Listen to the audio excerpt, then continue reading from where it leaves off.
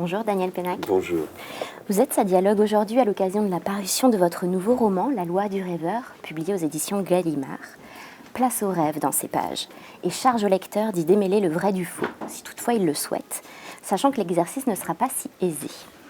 Très vite intervient dans votre texte une évocation d'un grand cinéaste italien, Federico Fellini, reconnu pour jouer avec les notions de rêve et de réalité, et pour qui le narrateur voue une grande admiration. Et vous citez ce livre, Le livre de mes rêves, de Federico Fellini, un livre que vous aimez offrir, dites-vous. Que représente-t-il cet ouvrage pour vous ? Effectivement, j'adore Fellini. Je connais tout son cinéma. Le cinéma de Fellini est un cinéma onirique, en partie.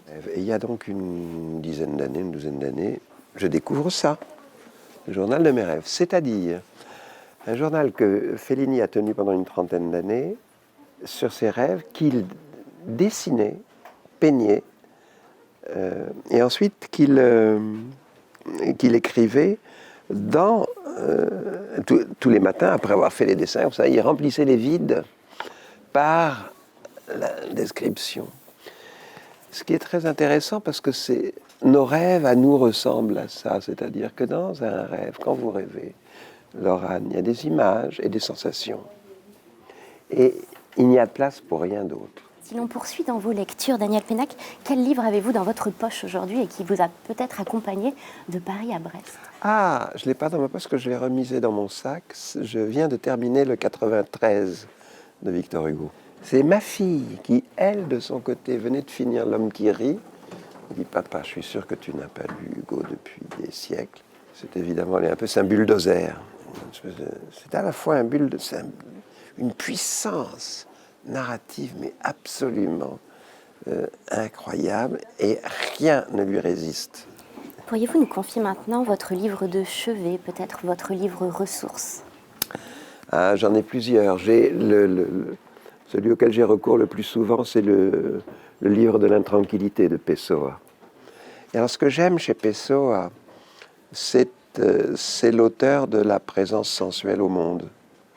C'est-à-dire, être là, c'est sentir qu'on est là. Et il décrit ces sensations, cette sensation d'exister magnifiquement. Donc voilà, j'aime beaucoup.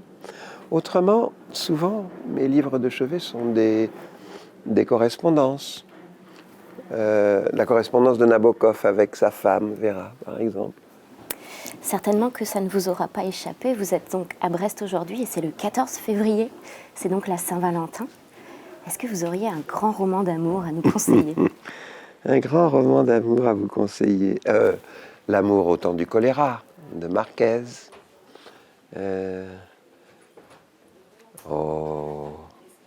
Tristan et Iseut. C'est bête, hein, c'est tout à fait un conseil de prof. Mais c'est un beau roman. La princesse de Clèves, bien sûr. Et si nous revenions un peu à notre époque, avez-vous lu récemment un auteur ? Oui, je devrais être même un peu gêné de le dire puisque c'est un ami. Mais c'est comme ça, c'est un fait. C'est un ami et le livre est par ailleurs bouleversant.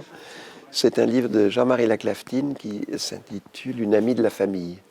J'aime beaucoup, il y a un écrivain qui a émergé il y a une dizaine d'années, qui n'a produit que de très beaux romans. C'est une écrivaine italienne qui s'appelle Silvia Avallone. Donc il faut commencer par le premier roman qu'elle a écrit à 23 ans, 20 ans, qui s'appelait, qu'on a traduit Acciaio. En français, on a traduit d'acier, des apostrophes A-C-I-E-R, qui est le passage à l'adolescence de deux gamines pendant la destruction de la sidérurgie italienne.